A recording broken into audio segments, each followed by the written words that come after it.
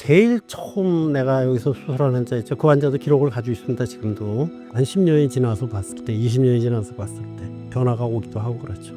환자를 갖다 그냥 단순히 치료만 해서는 안 되고 정말로 최선을 다해야 된다고 생각을 해요. 환자 수술하고 진료하고 그러는 걸 나는 즐겁게 생각을 하니까 계속 있는 거예요. 저는 순천향대학교 서울병원에서 38년째 척추 진료만 하고 있는 신병준이라는 사람입니다. 여러분들 만나서 반갑습니다. 또 하다 보니까 그렇게 됐어요. 나는 원래 학교 다닐 때 의대가 생각 전혀 없었어요.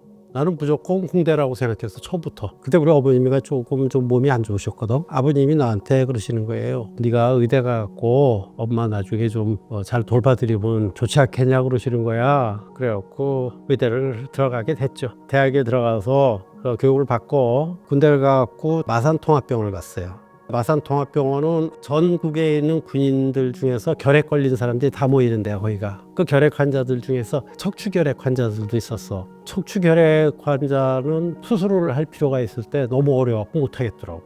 내가 의사가 돼갖고 말이야, 못하는 게 있으면 곤란하다 이런 생각이 들었어요. 그래갖고서 끝나고 나서 척추는 좀 더 배워야 되겠다 하는 생각이 들어갖고 서울대학에 펠로우 제도가 우리나라에 막 들어올 때야, 그때가. 그런 제도가 마침 있어갖고 가서 그 1년 동안 척추 공부를 하고, 사실은 그때 내가 척추 공부를 더 한다고 해서 평생을 갖다 척추만 하겠다는 생각은 별로 없었어요. 그랬는데 그걸 하고서 순천향의대 교수로 다 오게 되니까 결국은 한 길을 가서 지금 38년째 그냥 똑같은 일을 하고 있는 겁니다.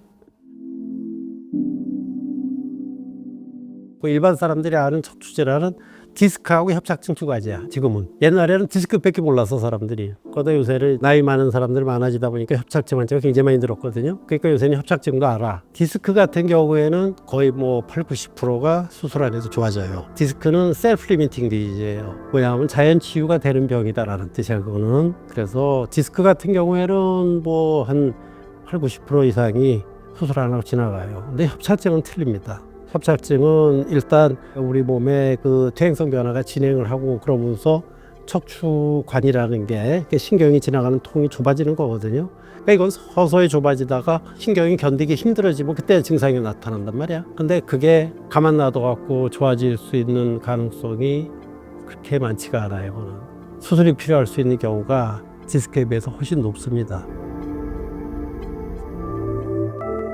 터지면은 굉장히 큰 문제가 생긴 것 같이 얘기하는데, 사실은 나는 디스크가 터지는 건 낫는 과정이라고 봅니다. 터지면은 우리 몸에서 그걸 갖다가 흡수를 해서 없애버릴 수가 있습니다. 안 터진 디스크는 그렇게 되기가 쉽지가 않아. 근데 이제 처음에 디스크가 터지면 무지하게 통증이 심해요. 환자들이 수술을 해야 되는 게 아니냐 이런 생각을 할 정도로 굉장히 심한 통증에 이제 시달리게 되는데, 제가 보면은 보통 한 80% 이상 되는 환자들이 2, 3주 이내에 증상이 많이 좋아집니다. 여러분, 수술 안 하고 지나갈 수가 있는 거거든요.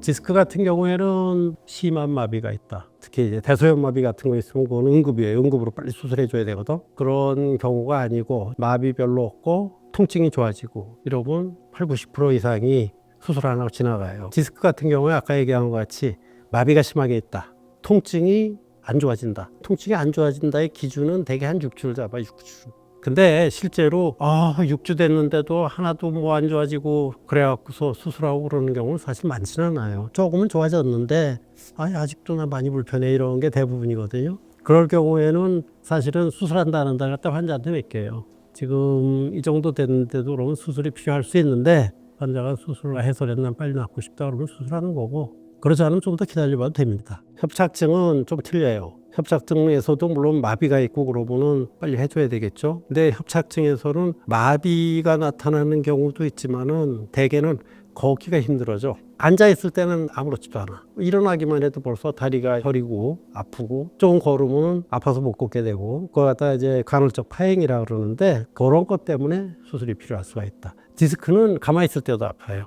그러면 디스크는 또 앉아있을 때 많이 아파. 서 있으면 오히려 좀 덜하고. 증상 자체도 약간 틀린데 수술의 그 적응증도 그런 식으로 좀 틀려요. 환자들도 너무 수술을 무서워하지 말고 수술해 갖고서 좋아질 수 있는 상황이면은 얼른 결정을 해서 수술하는 게 낫지 않을까 그런 생각이 들어요. 요새는 약간 좀 생각이 바뀌었어요, 전에랑.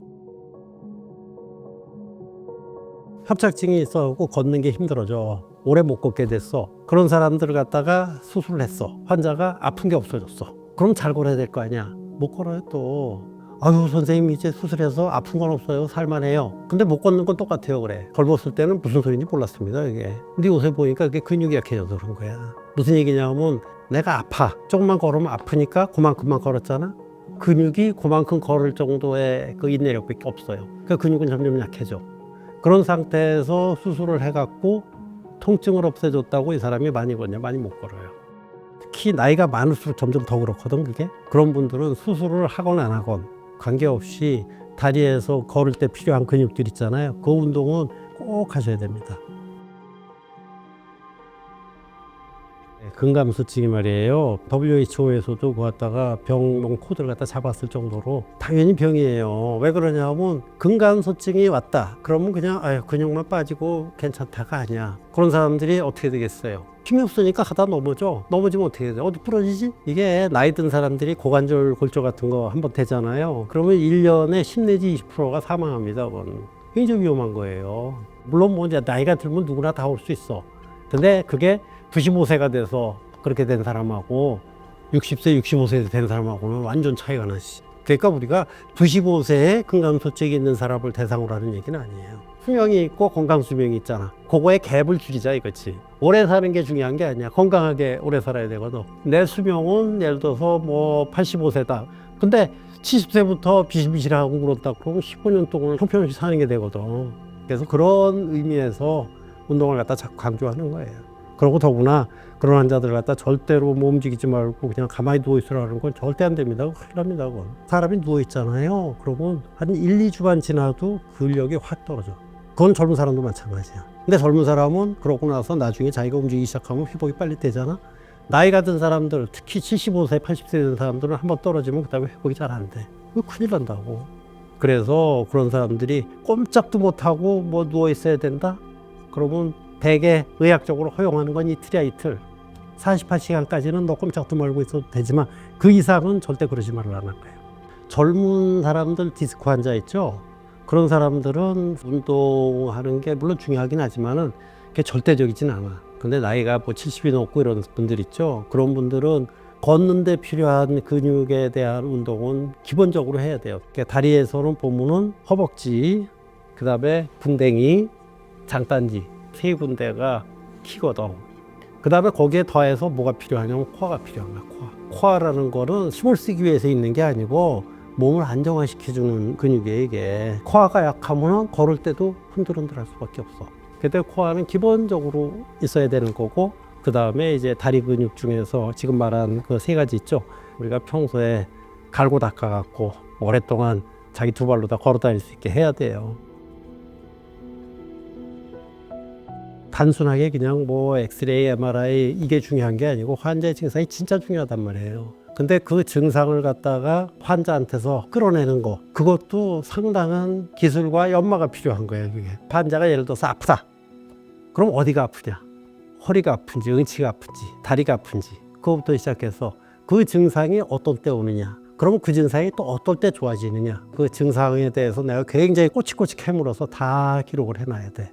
그래야 이 사람이 뭐 때문에 문제가 있다는 걸 갖다가 좀 더 파악을 할 수 있어요. 안 그러고 MRI 보잖아요. 그러고 MRI는 폴스 포지티브가 굉장히 많습니다. MRI는 안 보이는, 별게 없는데 환자는 아프다 그러는 그런 경우도 있고 그렇거든. 영상검사 있죠. 영상검사가 물론 중요하지만 그거에 너무 의존해 갖고서 판단하려고 그러면 너무 그 증상보다는 영상자료에 입각해 갖고 판단하려고 그러는 경향이 있지 않나, 그런 게 좀 우려스럽더라고요. 많죠. 우리가 환자를 갖다 어떻게 해야 되겠다는 거 판단의 기준이 있잖아. 그런 것들이 조금씩 바뀌게 돼 있어요. 그리고 또 하나는 나의 경험. 아, 내가 치료를 해보니까 이거는 이렇게 하는 게 맞구나, 저렇게 하는 게 맞고, 이런 식으로 또 이제 나다름대로 생각하는 게 있잖아요. 환자를 갖다 그냥 단순히 치료만 해서는 안 되고 추시를 해야 돼, 추시. 그러니까 나는 제일 처음 내가 여기서 수술한 환자 있죠. 그 환자도 기록을 가지고 있습니다, 지금도. 그리고 내가 환자들 치료한 거에 대한 내 개인 기록을 다 가지고 있어요. 내가 수술하고서 1년마다 봐. 1년마다. 환자가 안 오면 할 수 없어. 그렇지만 나는 1년마다 오라 그래요. 장시간 추시를 한 결과 다 종합해 갖고서 하다 보니까 한 10년이 지나서 봤을 때 20년이 지나서 봤을 때 변화가 오기도 하고 그렇죠. 그래서 그거는 뭐 항상 뭐든지 바뀌게 돼 있는 거야.